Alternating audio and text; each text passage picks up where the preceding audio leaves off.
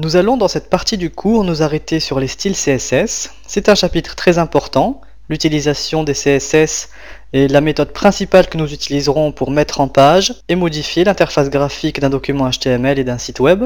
Qu'est-ce que CSS? Il s'agit d'un langage qui permet de modifier l'affichage d'une page. C'est le meilleur contrôle que l'on peut avoir sur les éléments de la page si on souhaite les modifier de façon précise.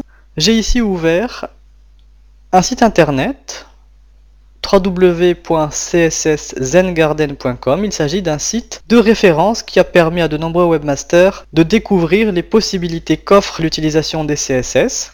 L'avantage principal de l'utilisation des CSS, c'est la séparation du contenu et du code HTML et du design. Les différents éléments du design étant spécifiés dans une feuille de style CSS. Sur cette page, on peut découvrir la page HTML utilisée. C'est celle-ci, elle est extrêmement simple, basique. Il y a une balise de titre H1, puis une balise H2 et plusieurs balises H3, des paragraphes, et les différentes parties du contenu sont incluses dans des divs.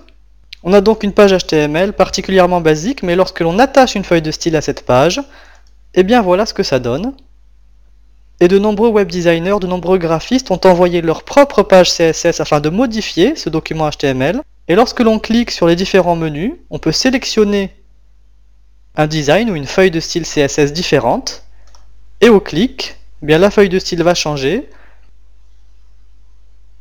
Et le graphisme du site également. On a maintenant le menu qui est sur la gauche. Je peux sélectionner un autre design. Et on a toujours pour la même page, le même document HTML, c'est celui-ci, une interface graphique complètement différente. On se rend compte ainsi des possibilités qu'offre l'utilisation des CSS. À chaque fois qu'on sélectionne un design différent, la feuille de style qui est attachée au document HTML change, et à chaque fois on a un changement radical de design et des mises en page également différentes puisque le menu peut être à gauche, à droite. Ce site présente donc toute la souplesse, la puissance également de l'utilisation des CSS. Je vous encourage à aller faire un tour sur ce site csszerzengarden.com. Il s'agit d'une référence et nous allons à présent découvrir comment utiliser ces CSS, à quoi ressemble une feuille de style, quel est l'avantage de l'utilisation de ces CSS et quelles sont les différentes propriétés auxquelles nous avons accès dans la suite de ce cours.